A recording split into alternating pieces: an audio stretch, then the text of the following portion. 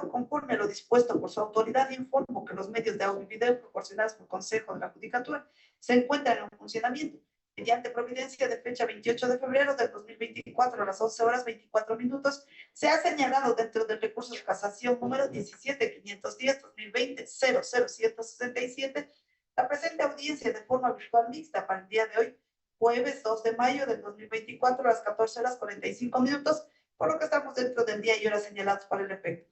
Habiendo sido legalmente notificadas las partes procesales, se observa que telemáticamente se encuentran enlazados dentro de la plataforma Zoom, por una parte, el abogado Andrés Esteban Narváez Pacheco, en calidad de procurador judicial de la señora Grace Valeria Aliegos Valdivieso, gerente general de la compañía Jan Holdings S.A., así como también la abogada Paulina Campos Revelo, como procuradora judicial del director zonal 9, quien a su vez es delegado de la máxima autoridad del Servicio de Rentas Internas. Hasta aquí, señor magistrado, doy cumplimiento a lo dispuesto por su autoridad.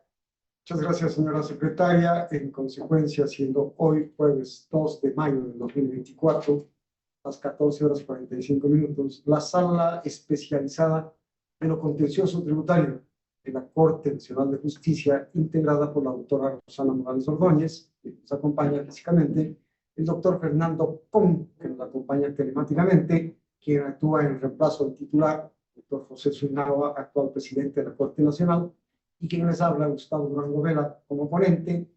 Da por iniciada la presente audiencia de casación prevista en el artículo 272 del Código Orgánico General de Procesos. Tratándose de una audiencia telemática, se les recuerda a los procuradores judiciales que tienen que permanecer con sus audios y videos conectados mientras dure la audiencia. Sin embargo, los micrófonos serán habilitados solo cuando se les conceda el uso de la palabra. Con esta pequeña indicación, empiezo preguntando a las partes sobre la validez del proceso. Es decir, si tienen alguna observación, alguna circunstancia que pueda afectar la validez misma de esta fase del proceso. Empezando por el recurrente, abogado Narváez, por favor. Buenas tardes, señores magistrados. No tenemos ninguna observación respecto a la validez del proceso. Muchísimas gracias. La misma consulta al abogado Campos. Buenas tardes, señores magistrados. Defensa técnica de Hell Holdings. No tenemos observaciones. Muchísimas gracias. Luego de que esta sala ha revisado el proceso, tampoco encuentra ninguna causa que pueda afectarlo, por tanto, se declara su plena validez. Entramos en la fase de alegaciones, para lo cual le vamos a conceder un espacio de tiempo que no supere los 10 minutos al abogado Narváez para que sustente su recurso. Adelante, por favor. Muchísimas gracias, señores magistrados. Seré muy breve en la explicación. El presente caso corresponde a una determinación de impuesto a la renta de ejercicio fiscal 2017 por impuesto a la salida de divisas. Y el caso, para conocimiento de ustedes, resulta de que esta compañía en ese año, en el año 2017, era 100% de propiedad del señor George Conrad Grunberg, un ciudadano de nacionalidad suiza que a su vez, a través de esta holding, era dueña de una aseguradora en el Ecuador.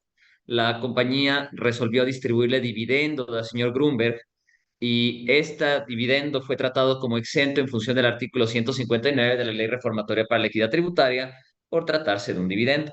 El artículo 159 es claro en que todo pago de dividendo al exterior será exento de ISD, salvo que la residencia fiscal del beneficiario sea un paraíso fiscal o régimen preferente. El señor Grunberg, como les contaba, es de nacionalidad suiza y él presentó la información hacia a la administración de Hell Holding en ese ejercicio fiscal y manifestó que su residencia fiscal se encontraba en Suiza y no se encontraba en ningún paraíso fiscal. La compañía, en función de esto, aplicó la exoneración y efectuó el pago a una cuenta bancaria del señor Grunberg en Panamá. El SRI efectuó su proceso de determinación y concluyó que la residencia fiscal no tenía que ser probada por parte del señor Grunberg y que de no ser probada se presumía que la residencia estaba en paraíso fiscal y dado que se presumía esta residencia en paraíso fiscal porque el dinero fue a un banco en Panamá, entonces se eliminaba la exoneración y por consiguiente se le cobró a la compañía y se le determinó el impuesto a la salida de divisas sobre dichos dividendos. Al respecto, este proceso de determinación ocurrió en el año 2019 año en el cual el señor Grunberg ya no era accionista de esta compañía, y en tal sentido, cuando inició el proceso, se justificó desde la compañía la residencia en Suiza con una declaración jurada del señor Grunberg, que era con lo que se podía contar. No se contaba con un certificado de residencia fiscal de dicha ciudadano, toda vez que el certificado solo aplicaba para impuesto a la renta y no para otro tipo de impuestos, y nunca fue requerido por la administración tributaria, así como tampoco pidió intercambio de información. Y en tal sentido, no se contó con un medio para demostrar en negativo que no era residente fiscal en Panamá o en algún paraíso fiscal. Y el SRI, en función de esto, ratificó su posición respecto a que se debía tributar.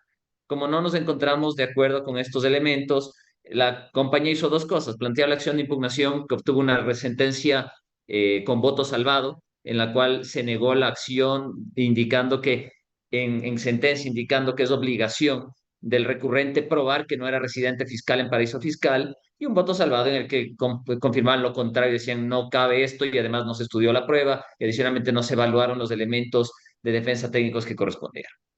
Frente a esto, después de muchos esfuerzos, se consiguió ya un certificado de residencia fiscal que lamentablemente fue incorporado en etapa de casación y consta en focas 28 del expediente, donde con apostilla se certifica la residencia fiscal del señor Grunberg y se evidencia que en efecto no era residente en un paraíso fiscal. Lamentablemente no se tuvo la oportunidad requerida en vía administrativa porque el determinado no era el señor Grunberg, sino la compañía Hell Holding. Y la compañía Hell Holding tenía la información que pedía la ley que se tenga.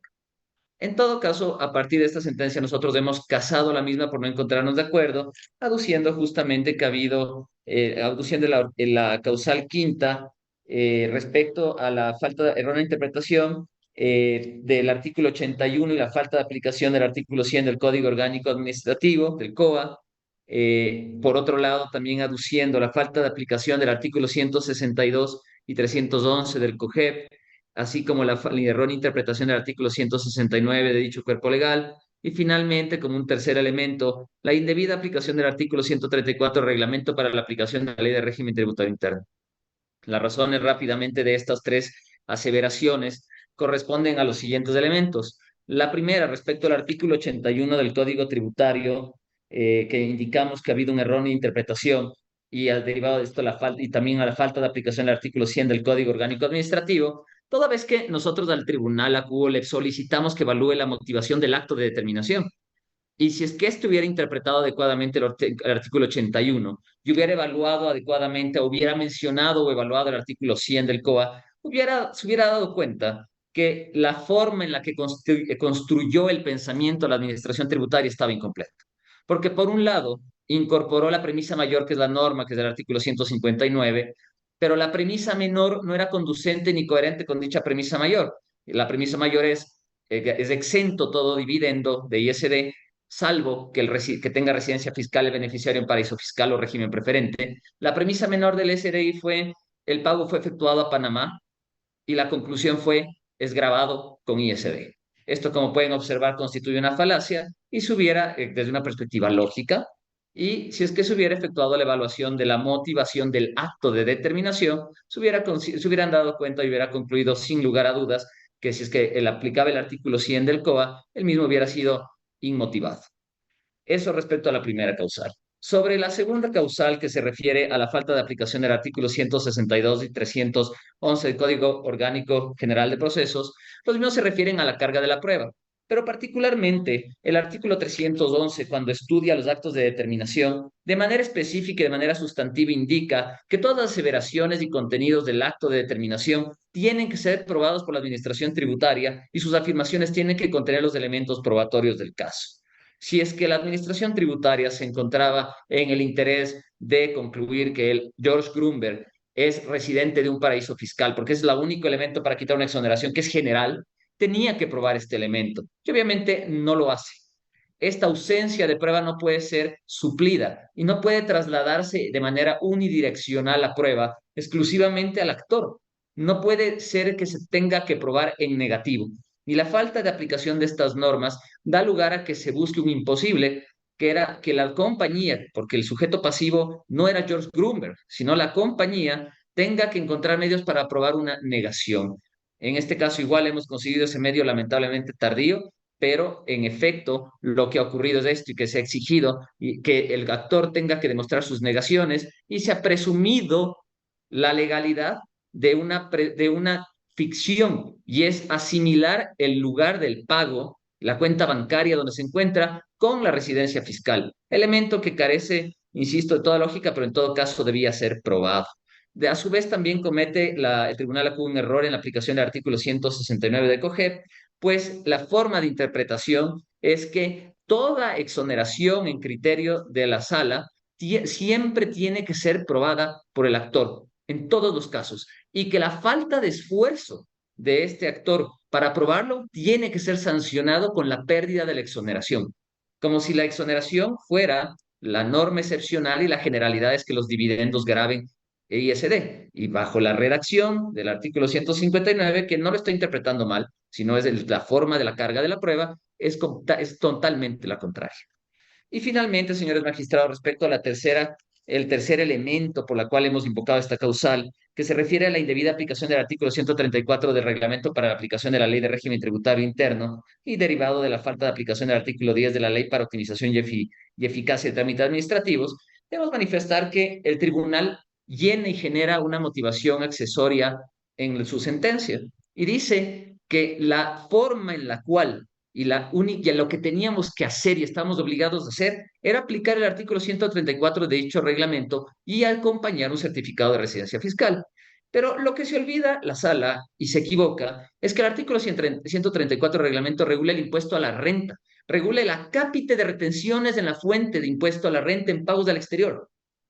Y por consiguiente, este certificado que se está pidiendo no consta en la Ley Reformatoria para la Equidad Tributaria ni en el Reglamento para la Aplicación del Impuesto a la Salida de Divisas. Y en tal sentido, mal se puede pretender y exigir una prueba de un elemento jurídico sustancial y formal que, en criterio de la sala, era indispensable y sin el cual no había forma que podamos justificar, que pertenece a un cuerpo jurídico diferente, a una obligación tributaria completamente distinta y que adicionalmente no fue invocada en la motivación de la administración tributaria, dejándonos una completa indefensión frente a este elemento que al parecer en la redacción de la sentencia resulta sustancial y que no consta en la motivación del acto, pero más importante aún, es indebidamente aplicado, pues no regula el impuesto que nos están determinando.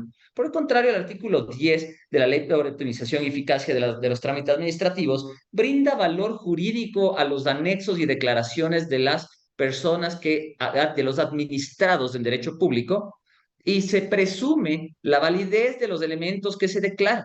Por consiguiente, si en el APS constaba George Grunberg como un residente extranjero no domiciliado en paraíso fiscal, tenía que presumirse que eso es verdad. La administración podía efectuar procesos de control y de evidenciar que no era de tal país, podía tomar acciones, y no lo hizo.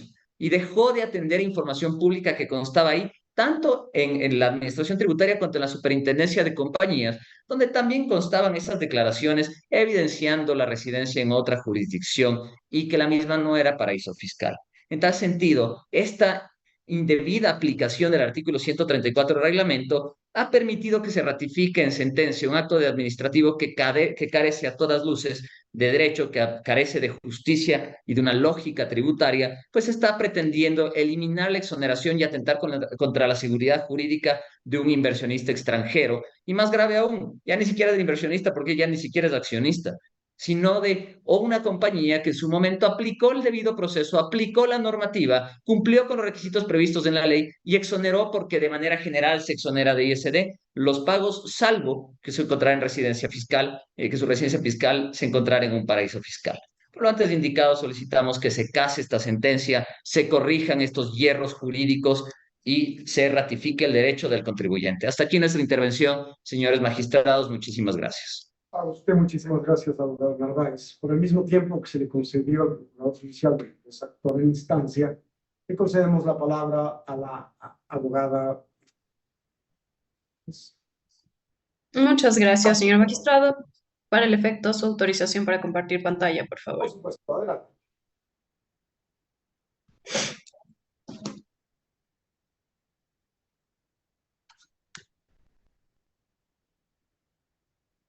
Pues bien, señores magistrados, dentro del recurso en cuestión, tenemos como presupuestos fácticos relevantes, no en base a una redacción interpretativa que se le haga a la sentencia, sino sobre la base de lo expresado en la sentencia.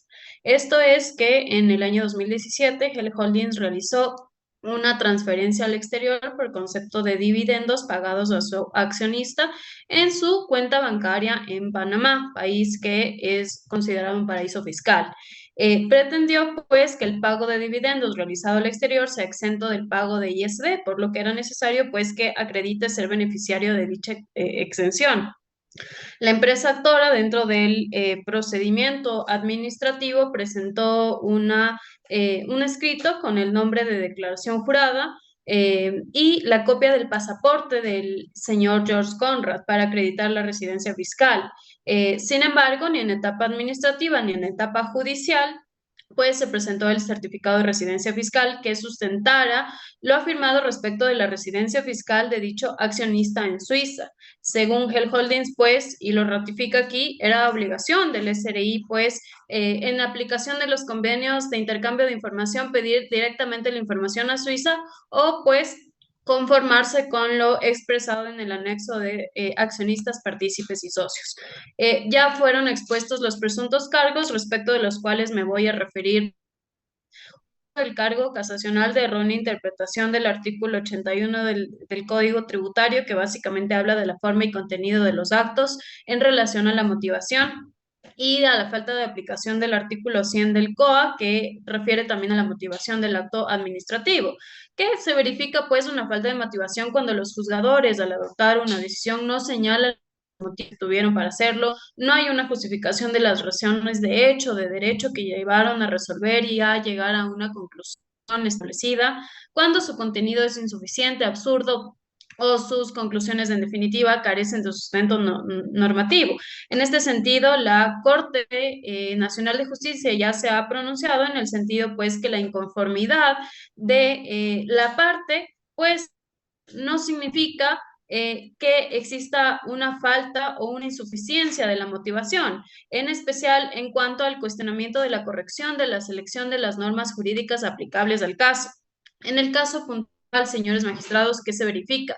Que Hell Holding sustenta el cargo de falta de motivación en la interpretación errónea y en la falta de mención de norma ilegal y indica pues que no se verificaron los hechos y la norma aplicada evidenciando la desnaturalización del cargo casacional, pues se pretende que exista pues una nueva valoración de los hechos, una nueva valoración de las conclusiones e incluso se ha indicado que ya se presentó en este momento un certificado de residencia fiscal no correspondiendo pues en esta etapa toda vez que no se trata ya de una instancia.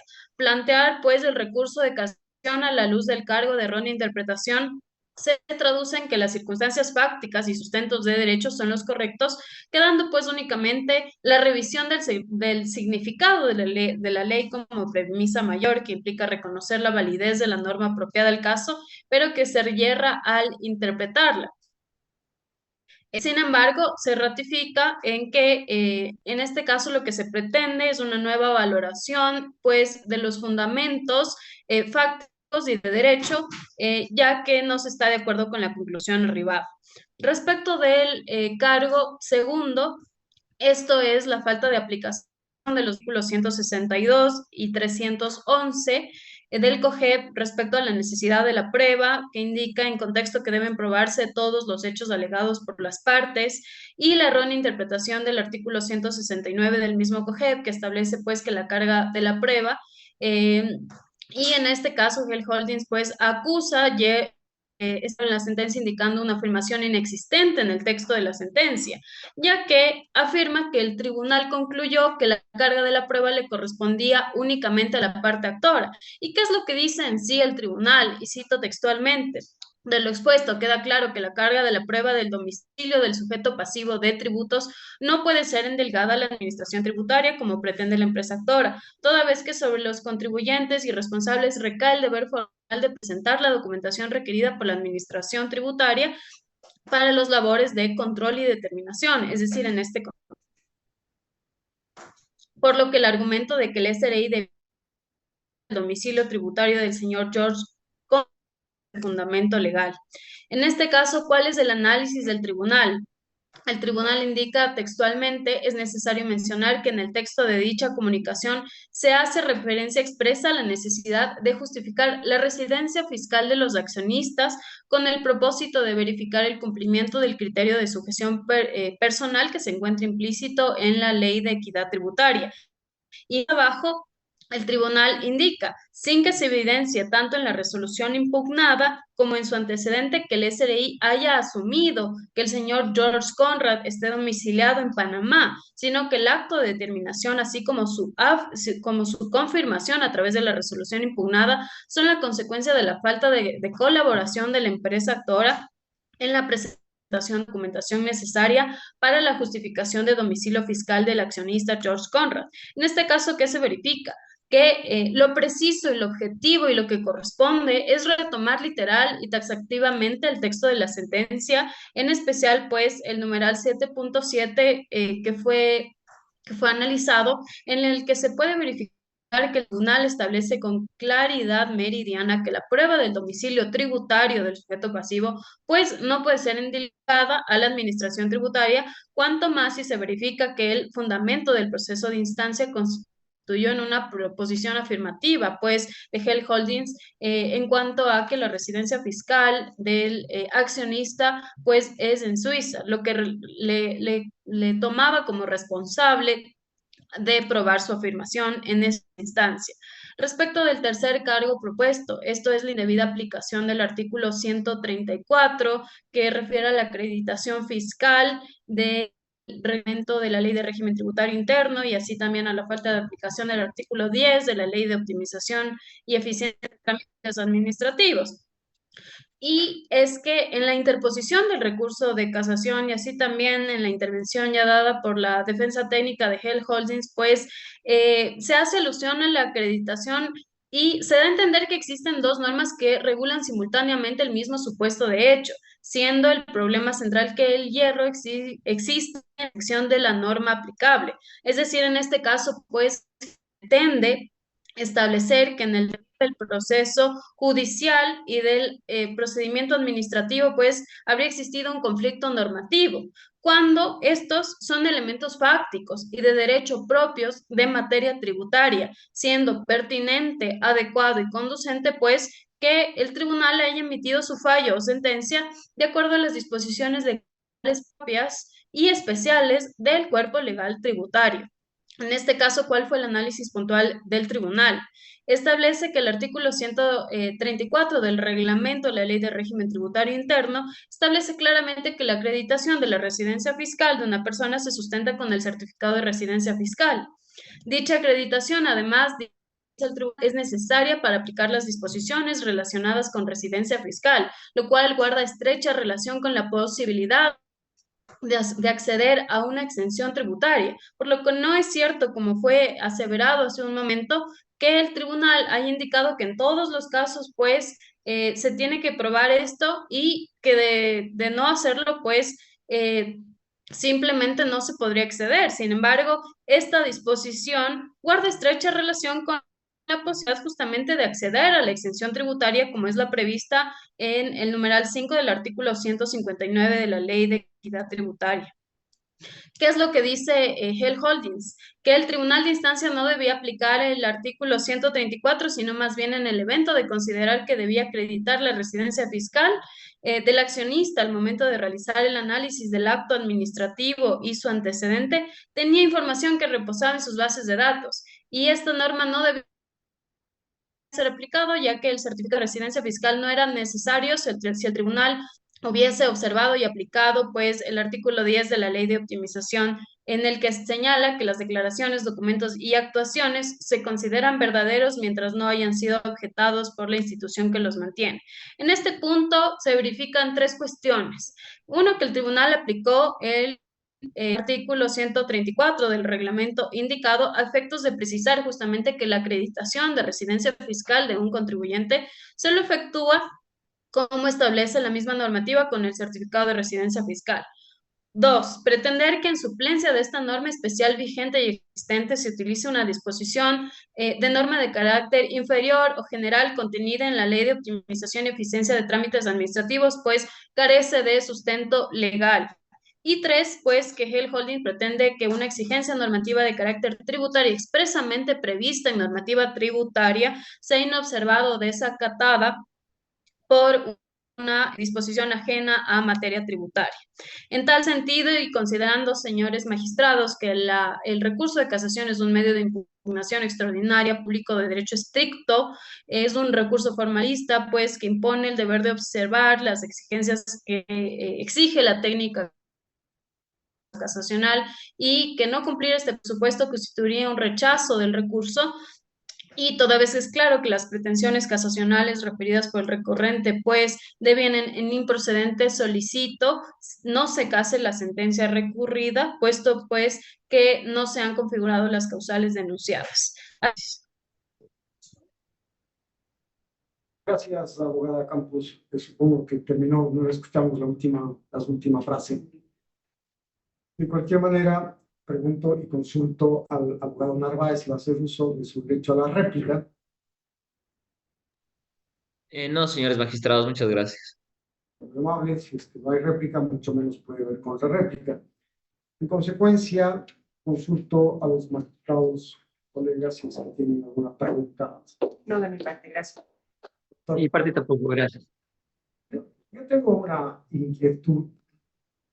¿Cuál fue, abogado Narváez, tratándose de un certificado con que se pide residencia fiscal? ¿Cuál fue la circunstancia? ¿Por qué no se pidió al señor Jorge Gutenberg este certificado para presentarle en la administración? Sí, No entiendo. Sí, señor magistrado, porque no era ya accionista en el año que nos determinaron y nos tocó empezar a buscarlo por todo lado para tratar de conseguirlo. Lamentablemente los certificados de residencia fiscal son personales. Yo no puedo pedir el certificado de residencia fiscal de la doctora Campos. Ella no puede pedir mi certificado, sino que solo la doctora Campos puede pedir su propio certificado. Entonces, lo que tuvimos que hacer como compañía, hacer búsquedas extraordinarias de un ex accionista y conseguir que él pide certificado, que sí se acabó obteniendo, pero no a tiempo. De hecho, insisto, consta apostillado en el expediente. Solo no alcanzamos en el periodo de determinación porque el señor Grunberg, que ya murió, por cierto, era un señor de avanzada edad, no pudo ser ubicado en ese momento. Entonces, la realidad es que tuvimos una imposibilidad práctica para obtenerlo, derivado de que el contribuyente no era el señor Grunberg. Yo no defiendo al contribuyente Grunberg, él es un residente fiscal que luego descubrimos que era peruano y suizo, tenía residencia en Perú y en Suiza. Y eso nosotros no lo dependemos a él, sino a la compañía que aplicó la exoneración conforme a la ley en función de los elementos que teníamos documentales y las certificaciones enviadas por el señor Grunberg de esa fecha. Gracias, muy clara la exposición. En este momento vamos a entrar a deliberar, para lo cual nos vamos a desconectar de audio y video. Al cabo de 10 o 15 minutos nos reinstalaremos para darles a conocer nuestro veredicto. Caso de haberlo, caso contrario, se señalarán nuevos día y hora con ese evento. Gracias.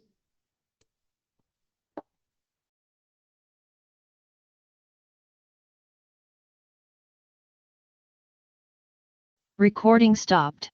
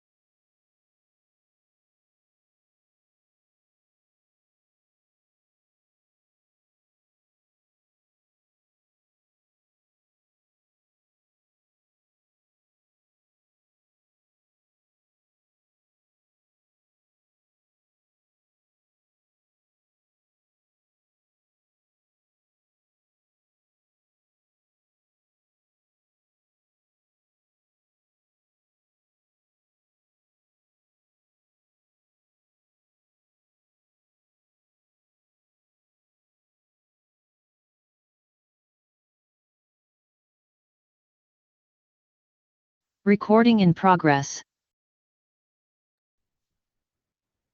Estamos listos, señor magistrado. Gracias, señora secretaria. Verificado que ha sido que las mismas partes procesales, los judiciales de las partes, se encuentran conectados y a la vista, tengo que informarles que después de las deliberaciones del caso, esta sala no ha podido llegar a una decisión. En consecuencia, vamos a suspender la presente audiencia para darles a conocer nuestro veredicto el día lunes 13 de mayo del 2024 a las 10 horas 40 minutos. Repito, lunes 13 de mayo del 2024 a las 10 horas 40 minutos, a la que ustedes podrán ingresar con las mismas claves y usuarios con los que pudieron entrar a la presente audiencia.